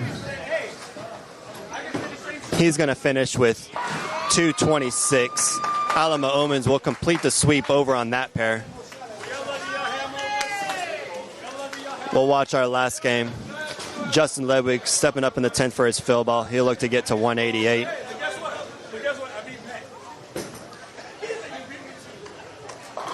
And he'll finish with 187. Moving over to our scratch pair, we'll have BKT stepping up.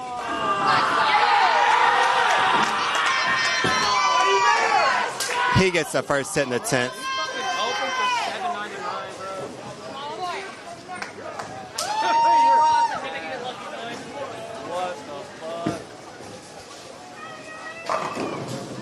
We'll see this last game. Looks like Matthew Stroman kind of struggled this last game. Started off with a gutter, and it just didn't really get much better from there. He can strike out for 184.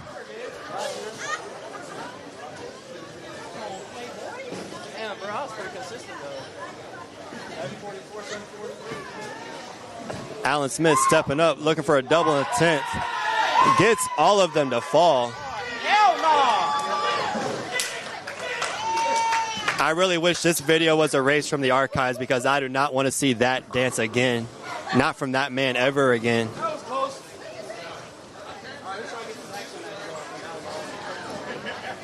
Alan Smith stepping up, looks to finish his last game here in Houston strong.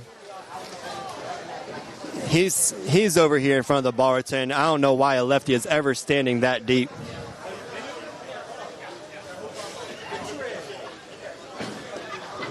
And he'll finish with 255.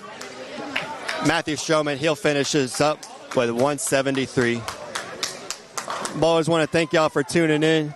This was the UBA Southwest. Started off with D's Nuts against Texas Mafia this morning. This afternoon, we had some really great bowling between Alamo Omens and River City Gunslingers. Want to thank y'all. Y'all have a good rest of y'all's weekend.